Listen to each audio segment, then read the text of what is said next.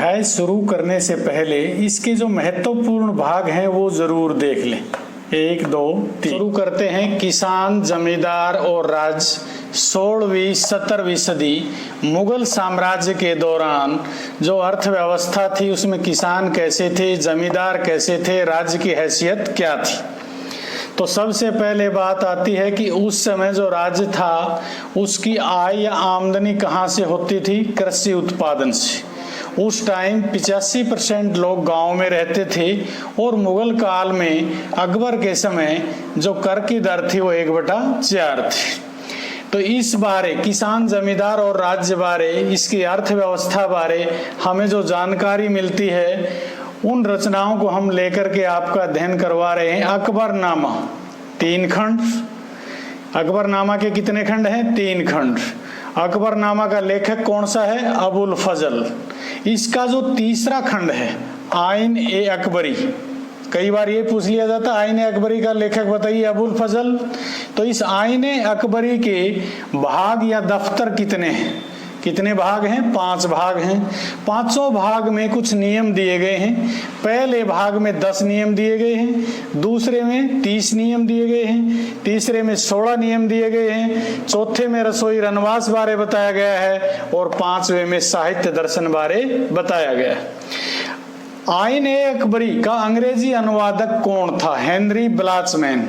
यहाँ जो ये इंडेक्स में दर्शाए गए जिन्हें हम पढ़ा रहे हैं ये बारंबार बोर्ड एग्जाम में आए। मुंतखब उत तवारिख ये रचना किसकी है? अब्दुल कादिर बदायूनी की। तारीख ए फरिश्ता किसकी रचना है? मोहम्मद कासिम फरिश्ता।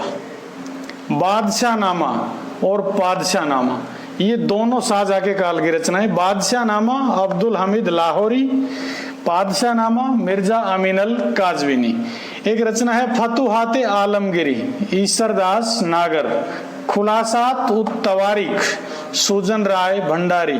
समकालीन व्यापारी, जो बैप्टिस्ट तैवरनियर।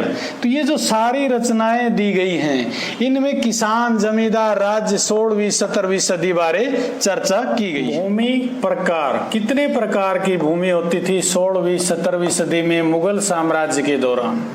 4 प्रकार की बांटी गई है। नंबर 1 पोलाज, जिसमें प्रत्येक वर्ष फसल ली जाती थी। पारुती, जिसको एक बार खाली छोड़ दिया जाता था। सत्सर, जिसमें लगभग 3 या 4 वर्ष तक बुआई नहीं होती थी। बंजर को 5 वर्ष के लिए खाली छोड़ा जाता था। किसान भी 3 प्रकार के थे, खुद कास्त, पाही कास्त, मुजारियान। खुद कास्त जो गांव में रहकर ही खेती करते थे, पाही कास्त जो दूसरे गांव में ठेके पर जमीन लेते थे, मुजारियान दूसरे के यहाँ पर कृषक मजदूरी के रूप में काम करते थे। तनब, भूमि नापने का एक पैमाना। नसक, भूमि कर अनुमान लगाने की एक प्रणाली। ये बारंबार आए हैं, चाहे तनब की बात हो या नसक की बात हो, ये बोर्ड एग्जाम में बार बार आते हैं। तनब भूमि नापने का पैमाना, नसक कर अनुमान लगाने की प्रणाली, कनकूट भूमि कर निर्धारित करने का सिद्धांत। मुकदम या मंडल, लगभग एक पेपर के एक ABCD एक भाग में अवश्य आता है। पंचायत का मुखिया क्या कहते थे? मुकदम या मंडल।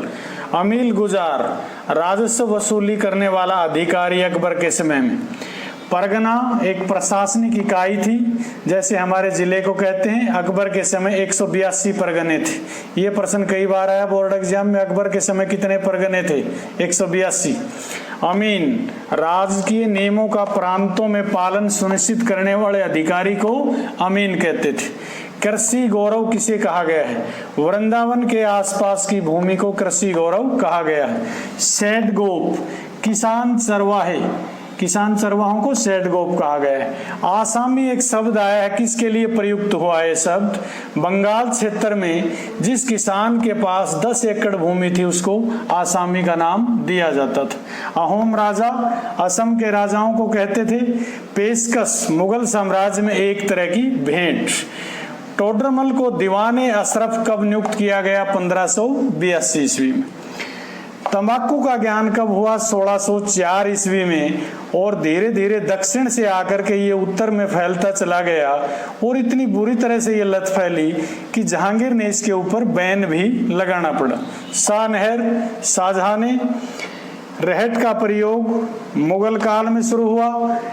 ये सारी बातें कि राज्य की आमदनी कैसे बढ़े, शेरशाह ने भूमि की पैमाइश करवाई। 32 अंगुल का गज प्रचलन में लाया था कि भूमि पैमाइश में पहले सन की जरीब होती थी, बाद में डंडियां लगी हुई होती थी जरीब के अंदर, उसके किनारों पर लोहे के छल्ले होते थे। अकबर ने भी इसी कड़ी में 41 अंगुल का गज चलाया।